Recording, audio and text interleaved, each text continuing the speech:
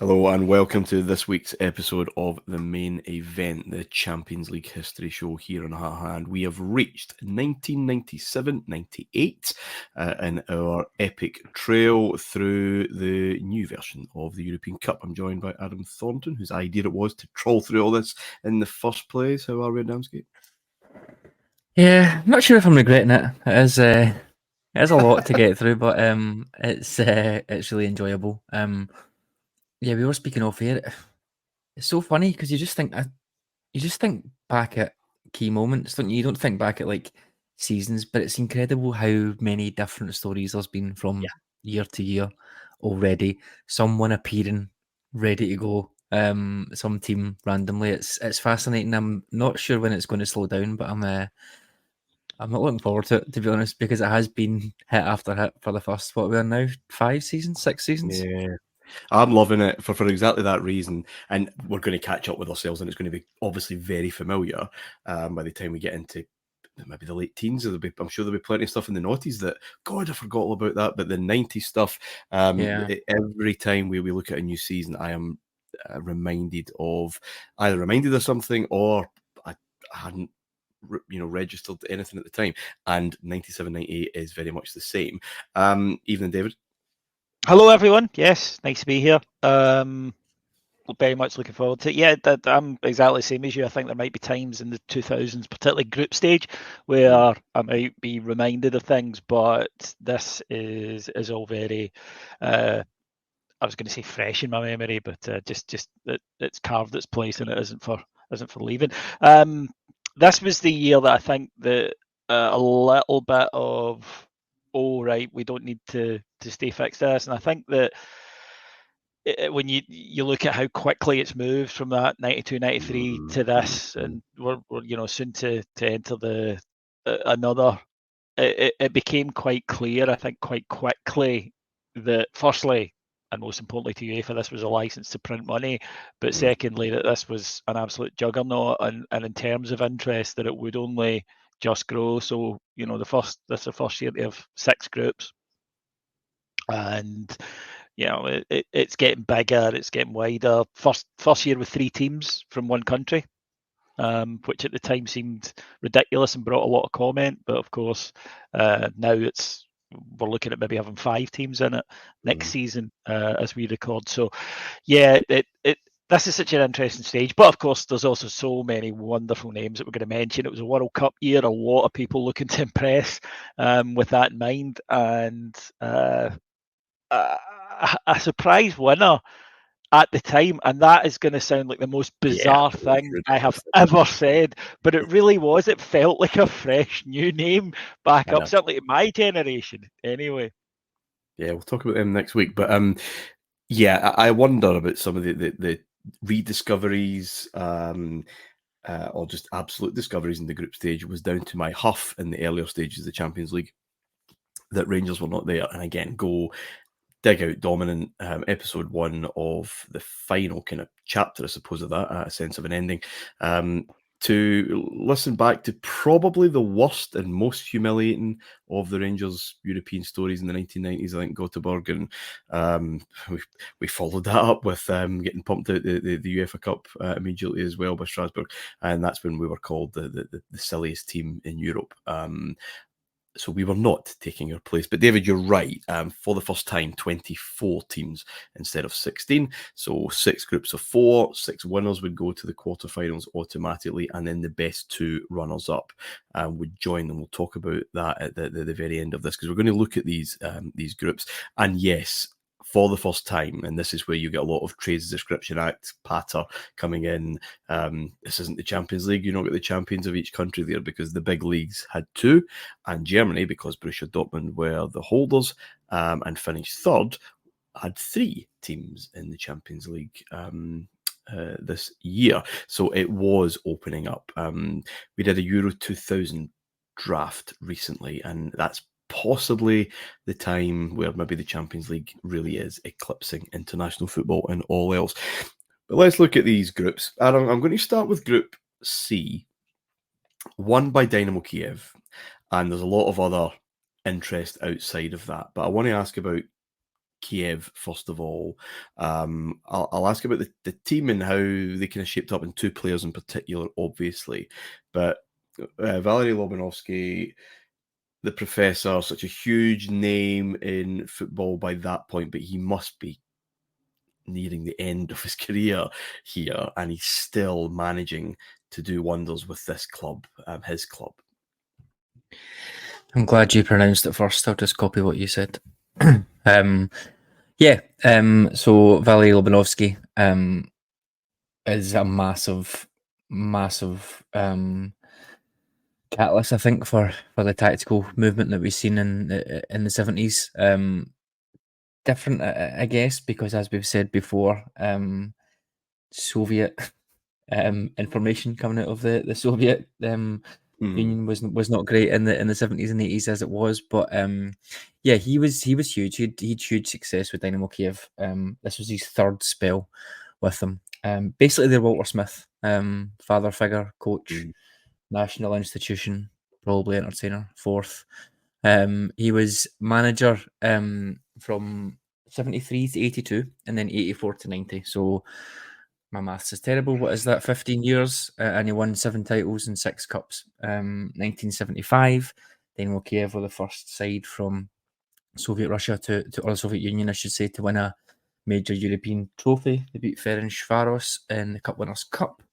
And then they repeated the trick 10, 11 years later on when they beat Atletico Madrid 3-0 in the Cup Winners' Cup final again. I think he's only one of a few coaches that won the Cup Winners' Cup twice. So considering, I guess, the whole backdrop, and we've spoken about Russian clubs earlier in this, by far the most successful Ukrainian club of that time, Shakhtar, were coming to their heels, I guess, as the 90s ended, and have taken over. But Lobanovsky, very successful. I know your big thing, Martin, about ideology versus actually winning things. He's got both here. 33 official trophies. I think at a point, I can't remember what the point was, certainly by the end of the 90s, he was, maybe not the end of the 90s, sorry, I should say, but at one point he was the second most decorated manager of all time behind Fergie, and the most successful football manager of the 20th century. So I'm sure people have probably heard the name, but maybe not that well versed on the detail, but he was a really interesting manager. Good player as well, apparently, played as a forward. But he had a background, you mentioned the professor, the background in science and maths, and he's credited for bringing a very logical approach, I think, to football in Ukraine, focused on fitness and what players were eating, etc. But he was a scientist, really, for many years. He had a colleague who he worked with in the Kiev State Institute who was a scientist, and they brought a calculation, really is the best way to describe it, a system of calculations for training, based on mathematical modelling, physical load for players. This is like the 70s and 80s, way ahead of the game. His assistant Zelentsov was maybe a bit more zealous about it. He had this theory that the team would not lose the match if during the game the number of key moments which the team made mistakes would not exceed 18%. Very, very specific. If it didn't go above 18%, then we're going to win the game. I have no idea how often that proved to be true, but it sort of, I guess, shows you the sort of extreme calculations and systems that they were looking at. He was similar in style, I guess, to Rinus Michels and Total Football. Was adopting a lot of these principles around about the same time, as Michels was doing it in Holland with Ajax. He thought that Total Football was basically the last revolution that there would ever be, and from that point on, all players would take part in attacking and defensive phases of play. He thought football would move from what he called smart universalization to full universalization, which is players that could play in one or two positions to basically players that can play in 4, 5, 6 positions, which I think that's something we see now. In the mid-90s era that we're talking about now, we're starting to see some players coming through, like Thierry Henry, who we'll discuss here, who can play a number of different positions. The Juventus fullbacks we've discussed over the last couple of years, been able to play one or two, and I guess bringing it up to the present day, what Arsenal and City do now, where they've got players like John Stones who can play 4 or 5 different positions. It sort of shows that he maybe wasn't too far off. The only difference with Michel's, and I think again to sort of pin back to what we've spoken about before, is maybe what killed Cruyff was Lobanovsky was very, very big on pressing, as well as all of this sort of interchanging and fluidity in total football. You had to be fit and you had to press. So yeah, was very redolent of Soviet teams and Soviet athletes at the time. Work, and it's not just aesthetic. Absolutely, it was, and it was. I guess when you talk about total football and rotations, it's a bit laissez-faire, isn't it? It's like, just go wherever the ball is and it'll be fine and be flexible. His was more, no, if you find yourself in a position, for example, if the striker finds himself pressing far back into the right back position, fine, but you need to understand, you need to be able to play that position. You have to have it in your head that you know what to do as a right back. We're not necessarily saying you're going to become a right back, but when you're in that position, you need to understand what will happen. So it was very, very calculated, very interesting, quick, simple, incisive. Everyone clear on what their roles are. It probably ended up more a kind of German style than total football, I would say. Now that we've got that gegenpressing to kind of define it against, but yeah, everything was scientific. As I said, it was all about adjustments. It was never perfected. It was all about forcing the opponent to do what you want them to do in the spaces that you want them to do it in, I guess. But yeah, very, very scientific was the thing that came out. There's a great quote. I'll just read it from Jonathan Wilson, who can explain it much better than me. But he said, "Football for Lobanovsky became a system of 22 elements. Players, basically 2 subsystems of 11 elements moving within a defined area, which is the pitch, and subject to a series of restrictions, which are the laws of the game. If the 2 subsystems were equal, the outcome would be a draw. If one was stronger than the other, they would win. The aspect that Lobanovsky found most fascinating was that the subsystems were subject to peculiarity. The efficiency of the subsystem was greater than the sum of the efficiencies of the elements that comprise it." So that's way above my understanding, but I can kind of just about apply it to football. But yeah, all about logic, all about odds, I guess, all about predictability and what you can do. But yeah, very, very interesting guy. There's lots of really, really good articles on it. And I would recommend if anybody wants to go and read more. Wildly successful, as we've said. And yeah, he'd have a very good year this year and the next with Kiev. Yeah. In terms of the team, that's what I find. Sorry, just before we leave Lobanovsky, one of the richest careers ever, and you've explained that. And Rangers fans of certainly my age, certainly David's age, will know that Dynamo Kiev team that of course we beat, and the USSR team that we would have seen at tournaments. Obviously, very, very unlucky not to win Euro '88. But he goes away, and does he manage the UAE and basically doing that thing that managers, especially that time, did, because the Iron Curtain has fallen. I'm going to make my money then, thanks. But then he's back at about 104 years old. He comes back to Kiev, I think, in '97, and right away he's putting a team together that looks dangerous. Next season, as we'll come to, even more dangerous, even more thrilling. I think that's absolutely remarkable. It's that Walter Smith analogy again for me. He came back at a time when they're kind of like, really. But by this point, he came back halfway through the season before. So I don't know, early '97. It must have been. They hadn't really been that great. They'd been successful in the league. I think they'd won it a few times, but as we've not really spoken about them too much here. They'd been in the Champions League a couple of times. I don't think they got to the groups, maybe just the qualifiers. So I think they were just at that stage where it wasn't exactly a disaster, but they wanted to sort of come and have a proper go of it. So they got him back in, and you're right, very, very quickly. He got them sorted out. Helped, of course, you have to say, by this front two that they had. So how important then? Because I know you're a systems man, a process man, but these two were special. Even to me, watching on, they were like, "Oh wow, right." Especially Shevchenko. That this maybe is more than just one of these teams that we've talked about on this show that come, they look good. How many of these strikers have scored top goal scorer. Never heard of him again. But they Yeah. instantly looked a bit better than that.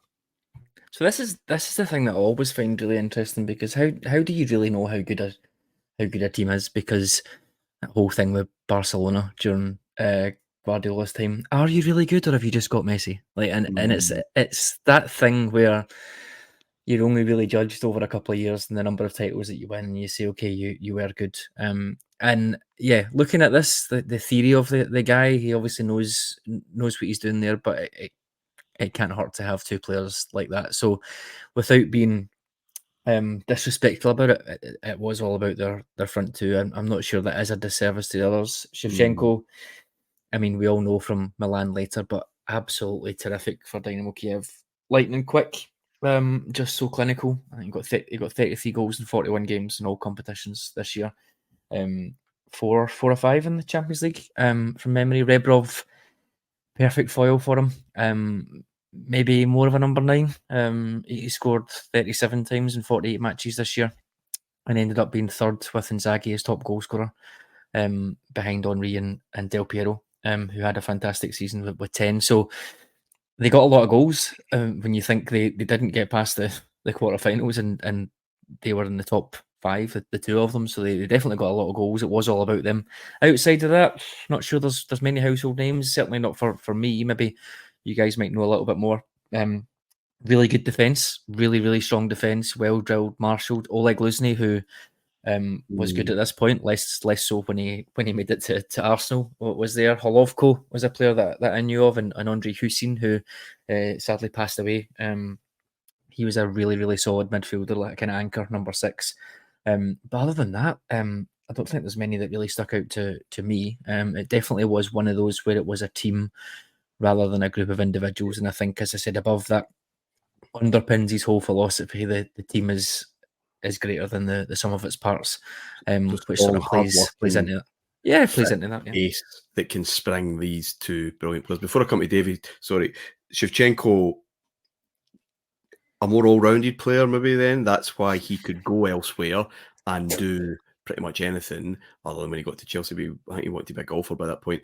Rebrov seemed perfect as long as he was there, and as long as he was in Kiev, because he didn't particularly travel well, Spurs fans would. Yeah.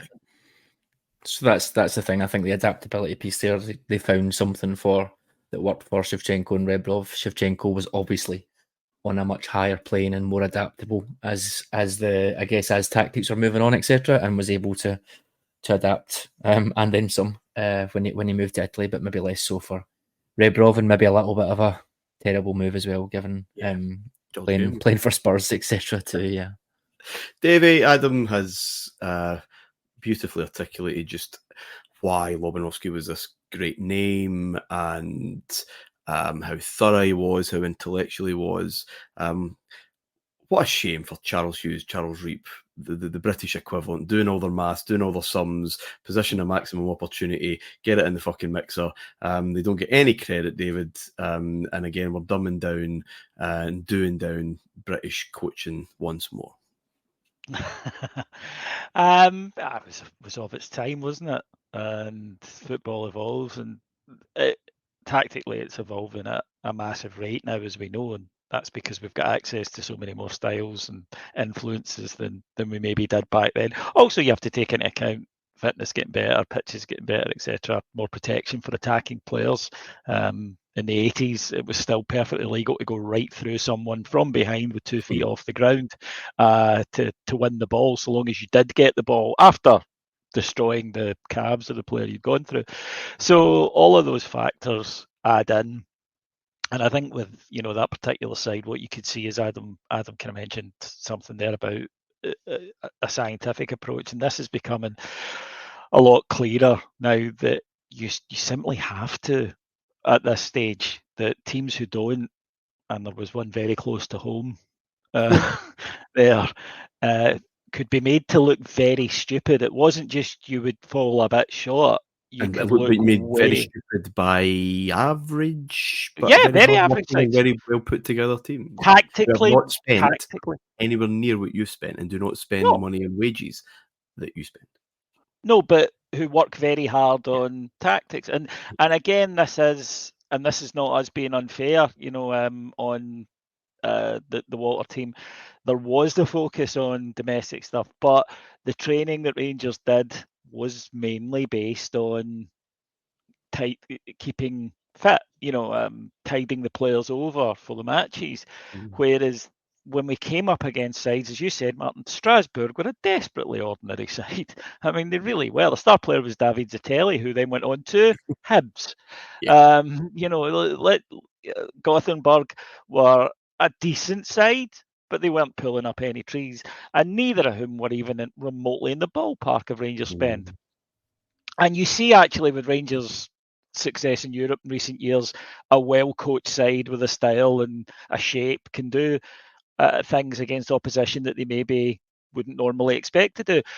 But this is, I think, the stage where that is becoming absolutely clear. We've spoken about it with Manchester United, and we'll speak a bit more about it tonight, that they had to learn the hard way in this. This breathtaking British football, which at its best is thrilling in a different way to watching a Manchester City or a Barcelona.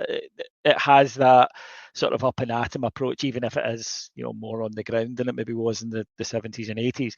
But it wasn't just now that this would bridge a gap in terms of finances, or you would be so far out of your depth if you went into this without a shape, organisation, research on who you were playing, being aware of what a team liked to do, rather than the traditional British thing of you sent a coach over to watch them and he'd come back and say, the number 9's a good player, they're good at set piece. It was really basic stuff.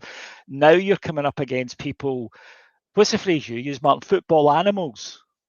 Right, these guys who live in perverts, football perverts. These guys who live and breathe it, who will happily spend 40 hours a week on the training ground, going through every aspect, and then go home at night and read books and watch football and learn and pick up things and try things. It was getting to that stage now where it was really, really clear you had to do that. And it doesn't hurt when you have two really superb strikers who are in tune with each other, who've played together for a while, who know each other's games inside out, and are capable of the numbers that Adam just mentioned. And this was an exciting team. This was an enjoyable team to watch. This Kiev side, and I think that there was this is really interesting to me that even then, and this is 1997, they felt a bit retro.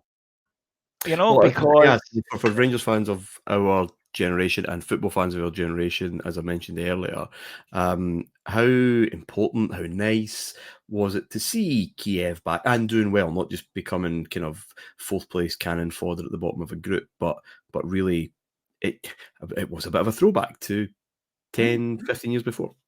Absolutely, it was. And we hadn't really seen it for a few years because of understandable upheaval going on in that part of the world and the mass exodus of footballers post end of communism, that these teams really had to start. It was almost a year zero because so many of the players left to go abroad. And it was good to see. But also I think it's always encouraging in the Champions League to see sides who come from leagues that aren't the traditional huge ones. There is something more. Maybe it's because we are all fans from a country and fans of a team from a country out with that elite. Some would say, very fortunate by the landmass of their countries. Really, I think there's something special. Plus, the names. I think the modern equivalent is sometimes I'll really enjoy a Thursday night, even when Rangers aren't in it, because there can be names that get the blood pumping. We spoke last time about Red Star Belgrade or Anderlecht or Honved, and these are not sides that are going to go on and do something amazing. But every few years when a side like that has a team, I do think that the romance of it, that it sparks something in you. And as I say, this was not 11 faceless automatons who went out there and Stoya Bucharest 85. That wasn't the way they played football. And you had these two, athletic, handsome, cool people up top. They were really admirable. They were really easy to get behind. Yeah, absolutely. I think as well, it's like you said, it wasn't stuffy, as you would expect, sort of Soviet football. I mean, they scored a load of goals. This group's Dynamo Kiev, PSV Eindhoven, That's the thing. Newcastle, I and know Barcelona. And it's before your time a wee bit, Adam, but like the USSR weren't a stuffy side. They would.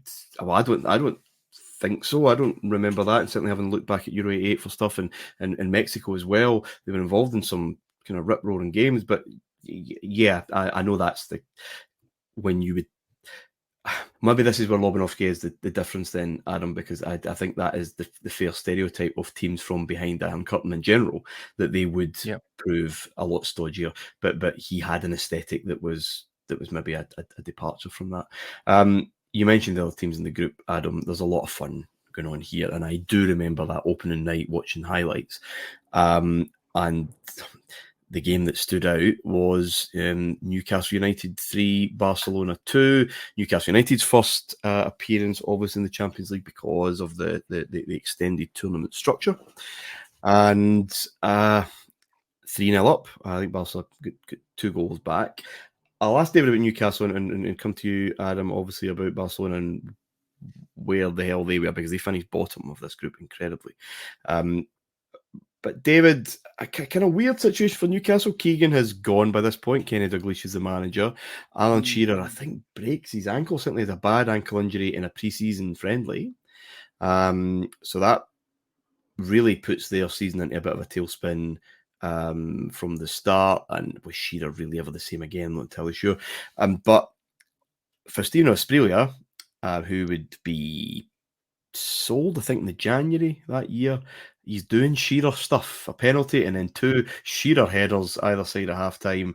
Now, for those of us who remember Asprilla, he come up with a few goals for Newcastle, but not a lot of them looked like that. It was quite interesting, kind of thrown together, weird kind of period for Newcastle post Keegan. Thrown together is the perfect description of this, and this is exactly the feeling I get and got at the time about this Newcastle, that it was ragged. A lot happens to them this season. There's the infamous Freddie Shepherd News of the World front page, in which he's sitting in a jacuzzi with, it's never quite made clear, but hookers, right? Doing substances, it's never made clear, but we all know. And he's saying that the fans are idiots. What was it? That they'll buy this crap that we stick in Newcastle, and it has to resign. They lose Shearer, which is huge. Dalglish, even by his own standards, looked just miserable to be there. From the second that he walked into it, he just looked really, really upset with everything that was going on. And before with Newcastle, they had always seemed, from Keegan coming in and bringing them up, like they were on the crest of a wave, right? That it was all going upwards. And then it stops when, they don't win the title, and then Keegan leaves. And now there's a sense of they don't have quite any direction anymore. Look at some of the signings. I remember at the time, even John Barnes, Ian Rush, wild. Stuart Pearce is in there as well for a bit. Barnes' score in the last game didn't mean anything by that point, but they beat Kiev and at St James's Park, and those are the 2 goal scorers. But you're absolutely right. It's the own guys. One thing I will say about this game, how reminiscent it was, and I when I watched the game I'm going to quote in a minute, it was what I remembered, and it was Newcastle against Paris Saint-Germain this Champions League season, where the place was rocking. They battered them up. I mean, that's all I can really describe it. They were just on something, totally in sync with the support. First time back in the Champions League for a long time. This was also the first night in the Champions League at all, and it's exactly the same thing. Emotion, blood, and snotters. Yes, it was. It was a good old British performance. Go and watch the highlights, folks. Watch the goals. The noise is incredible. Because it was a great, a great crowd, and they were super excited to be there. And it's Barcelona, and they do have players, although they had sold again, as part of this sort of what is going on, they've sold Ginola and they've sold Les Ferdinand to Tottenham, who of course go on and are excellent for Tottenham. That kind of rubs salt in the wound. Obviously not knowing Shearer would go when they let Ferdinand go, and everything just seems a bit up in the air. But for one night, it's just throw out. It's a cup tie. They don't play it like a league match, even in a short league. Yeah, they chuck everything at this. This is kitchen sink, and you've got some. Faustino Asprilla was an incredible footballer. He had a bit of a life off the park, and he could be inconsistent. But when he was focused and on it, he was a wonderful player. And I think Barcelona are a bit taken aback because this is something different. This is a ferocity that you don't often get in Spain. Huge matches, but there's usually a bit more tempo, a bit more control. This is a British game in Barcelona. Even then, they don't get blown away in the way that match you referenced there, the PSG match, where PSG just completely shat themselves and were blown away. They stay in this match, but this was a one-off. It's not sustainable. You can't get out of a group of that quality relying on doing this in these home matches because it isn't going to happen like that. And also the expectation, which was already high among Newcastle fans at the time. Well, we've beaten Barcelona, so the expectation go up. But everything we've just discussed, the squad is misshapen and uneven. Dalglish never really seems to settle. He brings in big name guys who are way past their prime, and they do occasional things, and it's very occasional in the case of Barnes and Rush. But it just suddenly had this sense of, rather than being this club who had been, as I say, going up each sort of year and pushing and achieving a status, this was when you felt the year before maybe felt like they plateaued. This year I sort of felt they're going the other way now at the moment. And of course, Dalglish doesn't last particularly long. There's the whole embarrassment against Stevenage that we remember. And it just was, this kind of was a last hurrah, really, of that. And they go through, Hullet will come in and, he won't pull up any trees either. And it really takes Bobby Robson to come in and stabilise the side in what feels like a completely new era by the time Bobby Robson comes in. It doesn't feel like it belongs to the same book. It doesn't feel like a different chapter. It feels like a completely different, separate story, because it is in a way. And I think this is the dying days, really. You can, for me, I would go to Keegan and go right through to the end of Hullet, and I think that's that full cycle complete. But this was a wonderful game, really wonderful football match, and the highlights are terrific. But even then, you thought that's not sustainable. But of course, being an English side, they'd beaten Barcelona. Of course, they could go on and win it. Yeah, they draw in Kiev, but it's PSV actually who finished second, and not a lucky second. They were one of the seconds that missed out. They did them home and away. But Adam, I'm really conscious of time. Barcelona didn't recover from this because they drew, I think, against Eindhoven. Kiev battered them home and away. And what, 3-0, 4-0? 3-0 at home and 4-0 away, yeah. Yeah, and then they did beat Newcastle in the last or second last game, but by that point it's done. What's going on with Barcelona and Van Gaal? Well, in spite of that, this is actually a pretty decent period for Barcelona. Certainly these 2 years of Van Gaal.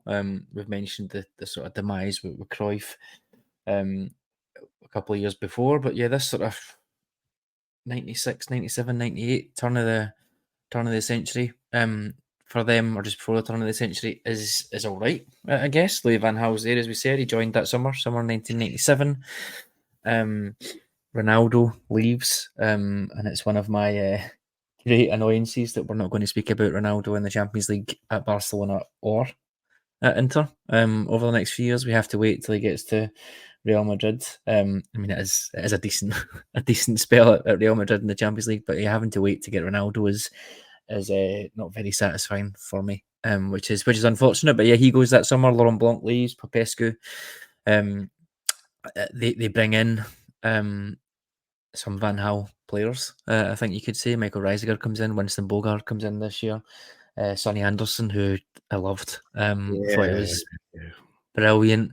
Rivaldo comes in, obviously, and just hits the ground running right away. Dugarry, for unknown reasons, is kicking about. He always just gets clubs, man. When Just- Milan, Barcelona, no fucking hell. What is French for cockroach? They- I'm not sure, but There is I'll have you all know that there is a hospitality suite at St Andrews in Birmingham named after that man. Foundies level, that's all I'm saying. Yeah. So, well, so yeah, so there's a bit going on. I mean, they're a disgrace in this tournament. I think that's absolutely fair. But maybe this is just the start of them and Madrid just having a wee trade off, because Barcelona romped the league and Madrid are a disgrace in the league this year, and obviously vice versa. But no, this is. I must have got Sky TV in the house. I feel like in my head the Newcastle Liverpool game is one of the first that I watched the year first before, four, but it they yeah, call him on 96, yeah, but it may be just the most memorable one.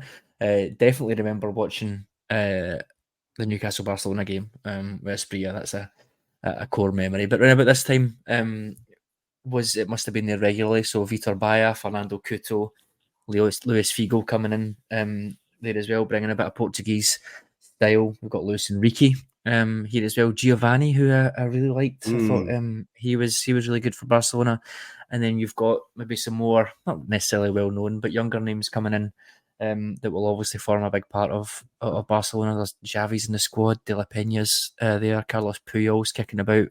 Even at this early stage, Nadal's still there. So starting to get themselves together again a little bit. They do, moving away from those Cruyffian principles. I think we spoke about Van Gaal and Cruyff and their opposing themes, I guess. So they're moving away from it a little bit, and we spoke about how that's maybe not ideal for a club like Barcelona, but they do that. But they do win 2 in a row in La Liga here. They hadn't won for 4 years, and they do win 2 in a row. They don't win it again after 99 until 2004 when Rijkaard comes in, and we then see the next evolution with Deco and Ronaldinho and Eto'o. But this is definitely a good 2 years domestically, very much not in Europe. I think they were carried a little bit by Rivaldo, if you want to be honest. He scored a barrel of the goals this year, and he was terrific. Yeah, these 2 years he did score loads and loads of goals, and maybe that just didn't translate to Europe. Some of those names that we'd be reeled off are maybe not upper echelons of Europe quality, but if I can just reference maybe something we've said in previous shows, you need to learn how to play in the Champions League. And I think that especially at this time where there wasn't a lot of built-in, a lot of players now have got Champions League experience because it's so big and so many clubs from the big leagues are in it. But look at the history of this. Teams had to learn how, very few went in and just hit the ground running and were great. You get the odd one, of course. But one of the lessons I've been taking from each of these shows is that teams had to find their feet at that level through repetition. And of course, when it had only been one team that was getting in it, that was quite difficult if you weren't winning your league every year. So I think it just shows how difficult it was, because the measuring stick had changed and it had gone up. Definitely.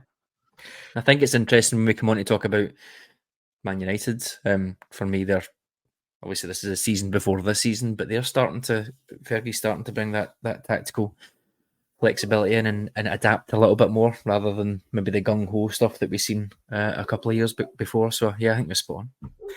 Well, what a beautiful link then to the other group that I really want to kind of focus on, which is Manchester United's group, and part 2 of their kind of ongoing saga with Juventus. Juventus had dealt with them quite handily in the previous season's groups, as we mentioned. They've drawn with them again, and Feyenoord and Kozice. And United are terrific. 5 wins out of 5. They lose in Turin at the match day 6, but it doesn't matter by that point. And the reason it doesn't is because they, of course, beat them at Old Trafford. 3-2. Again, a fun Manchester United in Europe type game. Rob and others, players have said this is a huge moment for them, a coming of age moment. The 3-2 victory against Juventus. One down. If VAR had been about, this game would have been well, not 3-2, shall we say, because that first Juventus goal is miles offside.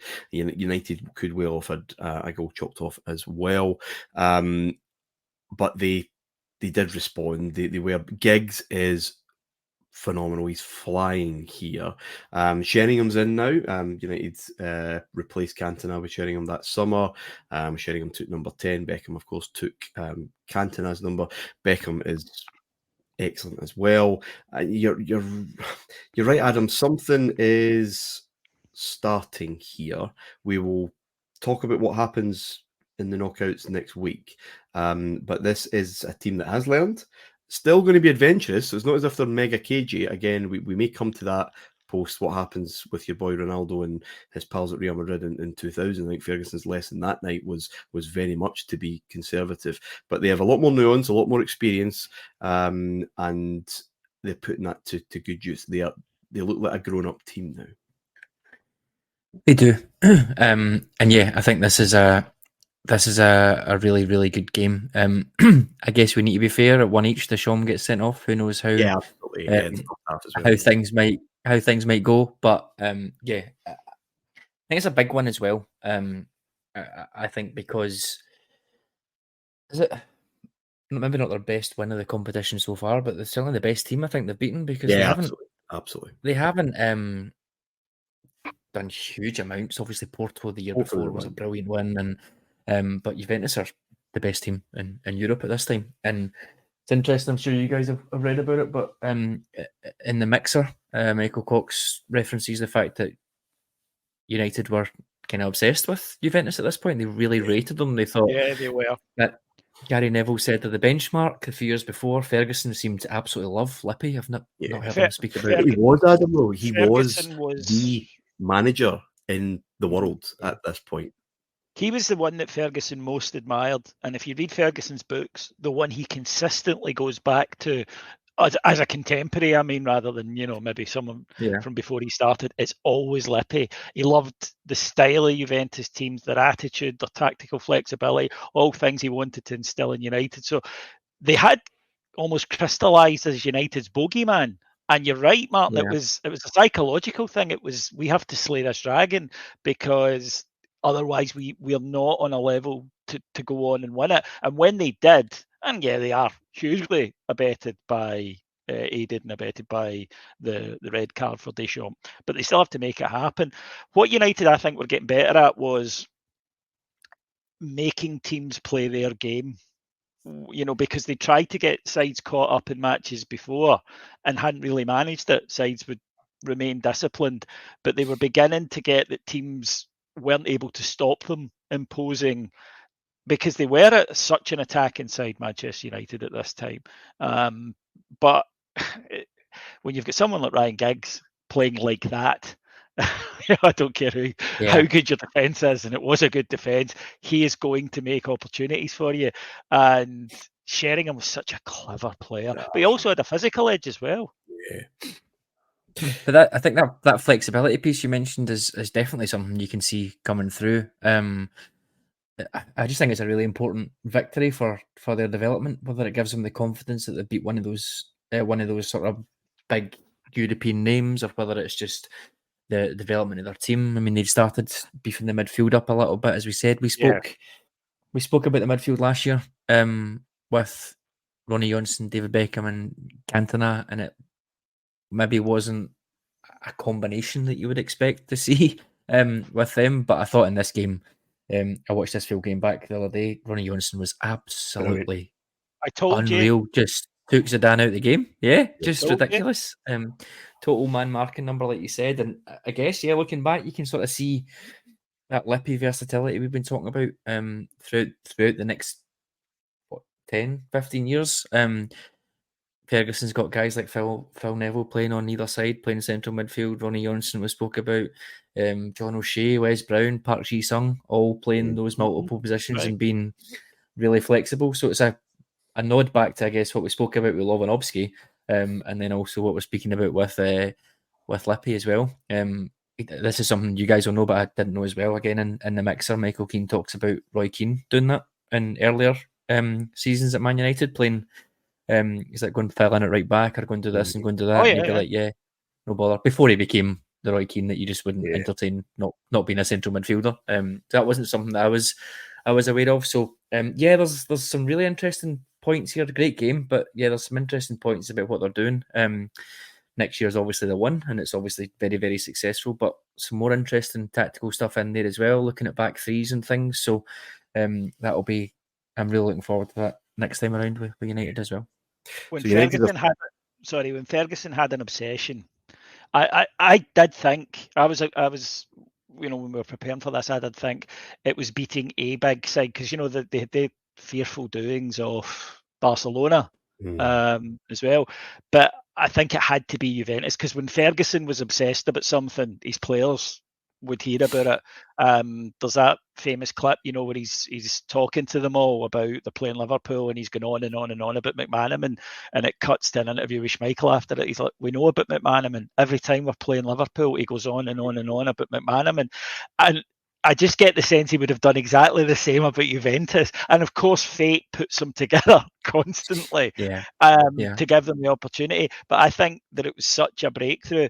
And we're going to talk about their exit from the competition and how there was a palpable sense of shock. I think it comes from this.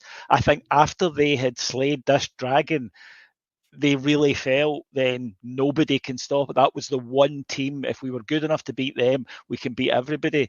And I think Dortmund beating Juve the season before, that's a freak, right? It's Juve are the kings, and it was a big night. And United are flying at this moment in time, Champions League and the league, building up a real head of steam and a real lead. What could possibly go wrong? We'll touch on that next week. Adam, one of the other of the 6 group winners was yet another French side coming to the mix. Is Monaco. They just nipped ahead of Bayer Leverkusen, who were one of the German entrants. Another debutant in the competition. We've seen Monaco before, but this is a different Monaco. And Henry and Trezeguet and Ikpeba and John Collins and a few other household names as well. This foreshadows really what's coming internationally, I suppose. The summer of 98, the summer of 2000, especially. What are Monaco up to? Yeah, it does. And again, it's just one of these things. It was just a couple of years ago. In real terms, if you like it, that we're speaking about them, and you just look at the complete change in players. These things that we think exist for 5-10 years are changing about so quickly, which I just find fascinating. They battered Monaco in that home game. Henry and Ikpeba, 2 goals each, 4-0. So they've got Jean Tigana now, obviously, legendary French central midfielder of 10 years ago. 10 years prior to this, I should say. They've got a decent team. Monaco, not ridiculously good, but a decent team. They've obviously still got Barthez at this point, and they have guys like Martin Jetu, Frank Dumas, Trezeguet you mentioned, Henry, Sylvain Legwinski, and Ikpeba before he goes to Borussia Dortmund, where he would play against us. But I mean, for me, the star is Henry, 20 years old at this point, gets 7 goals, like I mentioned, second only to Del Piero, who got 10 and was ridiculous for Juventus. But 20 years old for Monaco.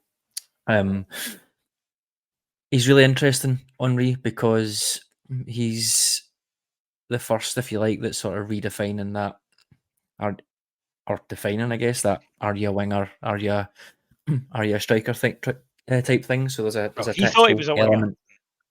Yeah, he did. So there's a tactical. He was at the start, yeah. I think Wenger said at the start, yeah.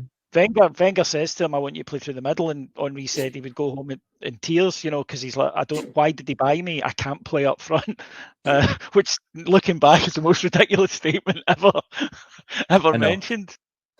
I think in his sort of early years, if you like, I haven't done the check, but in terms of when Wenger was at Monaco, maybe it was youth teams or whatever, and he kind of said, yeah, you're a winger.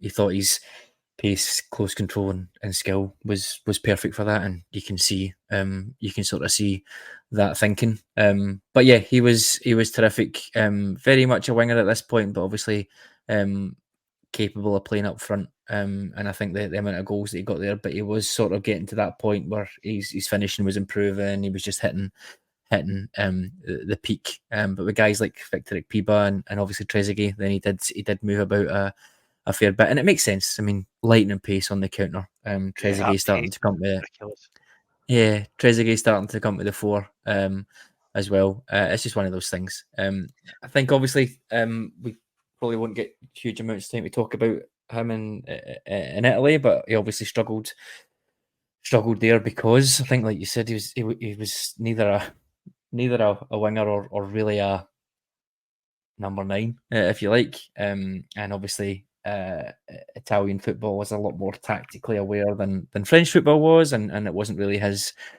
bag. So actually, at Juventus, Zambrotta ended up playing more than he did, which is kind of baffling when you think. But yeah, as you said, David, it just shows how things would change in a few years, and he would get to the Premier League, play more centrally, and then go full circle again. We'll come on to Henry at Barcelona, I'm sure, when he's back out on that left wing, and Guardiola, and Henry's words, retrained his brain how to play football. So I think this is a decent Monaco team. It's not a patch in some of the other French teams that we've spoken about, obviously, but with these guys, like you said, that are now going to come and define France for certainly the next few 10 years or so. I think it's a really interesting one. Yeah, Henry was for me the star for sure. But in 1997, when you say winger, you're thinking Overmars, right? And Henry's not that, and I guess that's what he's bridging, and that's how football is going to develop. That pace, cutting in, being able to finish really from anywhere is something we're going to see a hell of a lot more. It's that kind of move to the 4-2-3-1 that we're kind of on the cusp of and threatening to do now, but it's not really exploding in a way that it will by after the World Cup, if you like, in 99, 2000. So I think it's again one of those things. Does it come at a perfect time for Henry, or does Henry force that change himself? It's quite interesting. Yeah. So Monaco go through, Bayer Leverkusen, as I said, go through newbies. They go through in second. Bayern Munich go through. When we talk about them a wee bit more next week. Paris Saint-Germain miss out, even though they ended up in 12 points together. Real Madrid we'll certainly talk about next week. They went through. Rosenborg were second in that group, and they missed out.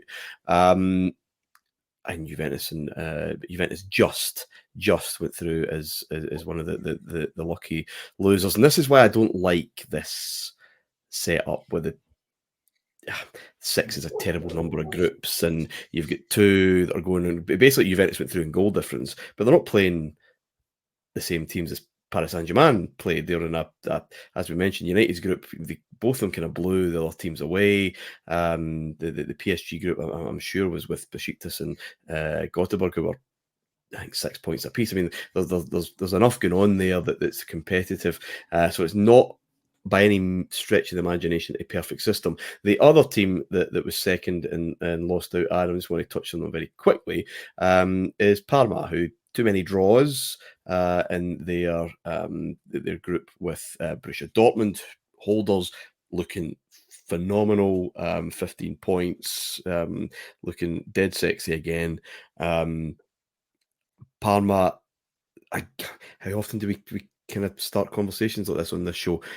Starting to do something, because they're going to win the UEFA Cup soon, and a learning curve for them, a learning experience.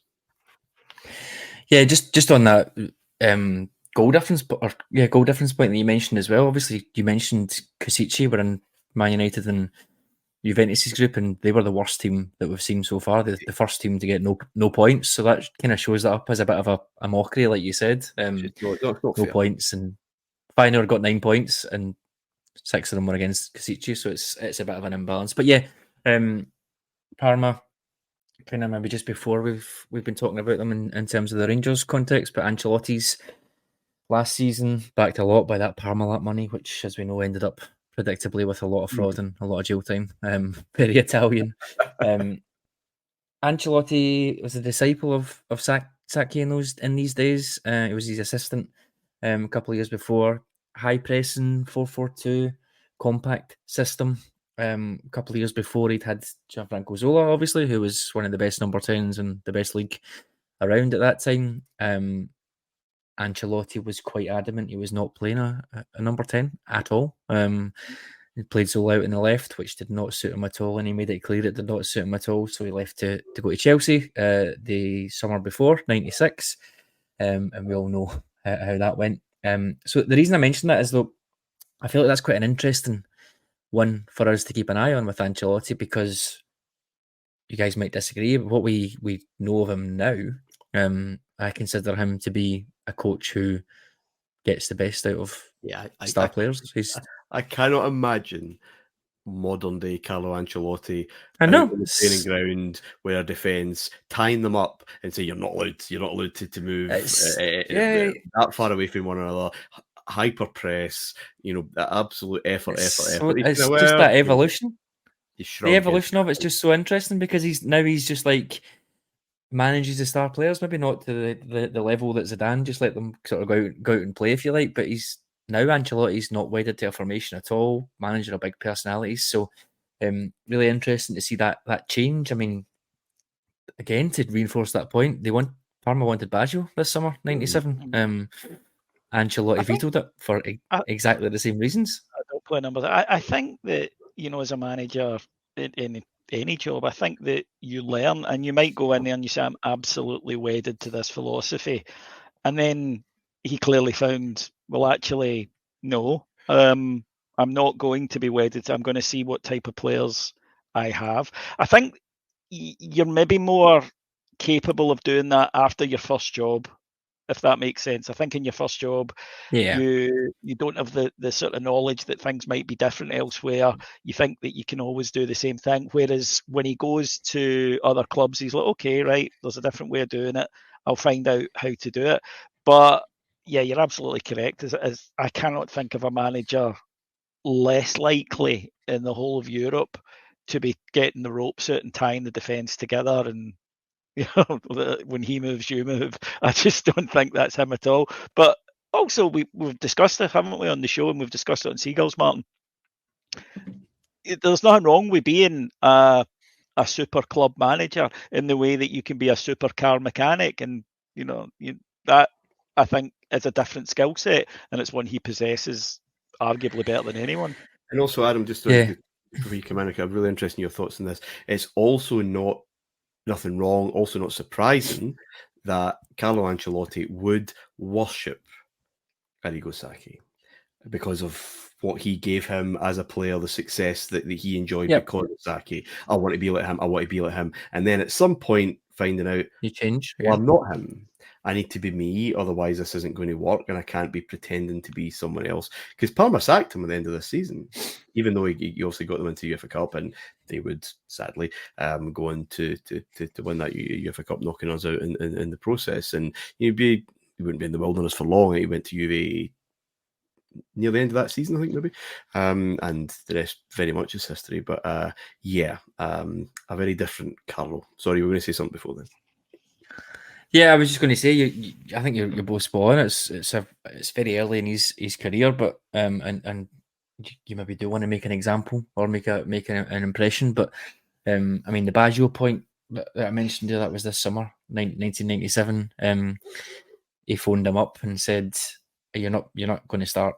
Like you'll be competing with Chiesa and Crespo, but you're not guaranteed to play." So Baggio just said, "No, I'm not coming," and signed for Bologna instead. And we sort of missed that with Parma. Sorry, I loved that. Just on that point, that Crespo and Chiesa combo, I think it was just incredible. Just had it all. But then I guess to both your points there, he did maybe have a little bit of a think later on, and he went back. He said I don't know how many years later, but many years later, if I had a time machine, he would go back and sign Baggio and move away from 4-4-2 a lot quicker than than he did. So it's obviously as you get older, things change. Yeah, and that's how it works. once you get sacked, right? Once you get sacked, that's because when in your first job, it's the worst thing that can happen to you, right?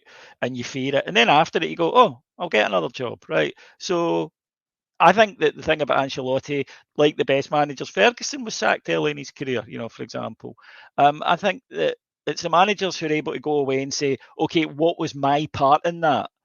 What did I do? Could I do anything different?" And I think in Carlo Ancelotti's case, it was, I'm not a philosophy manager. I'm not Saki.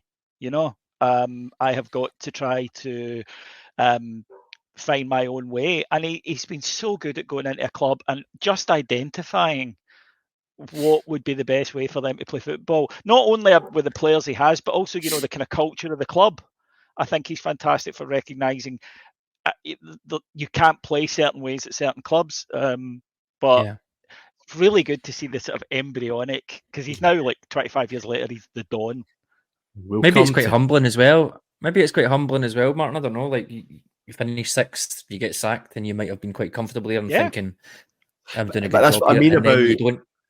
Yeah, you want to be this guy. You want to be Saki again because he's your hero and you're so close. But I guess that you that get sacked by humbling is naturally it. It's like, if I want to work, then I need to do it in my terms and I need to be me. And well, we will see just how Ancelotti becomes over the next few years. Might feel like years, but episodes on this show. Thank you. That'll do it for just now. Thank you, David.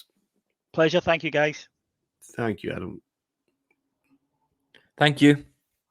Okay, next week then, one of the most famous teams, in fact, the most synonymous team with the Champions League European Cup is Real Madrid. But in 1998, that was Pathé Newsreel's Black and White, Puskás, Di Stefano, and all of that. 32 years had passed since Real Madrid had lifted the big one. That was about to change. Until next time, bye for now.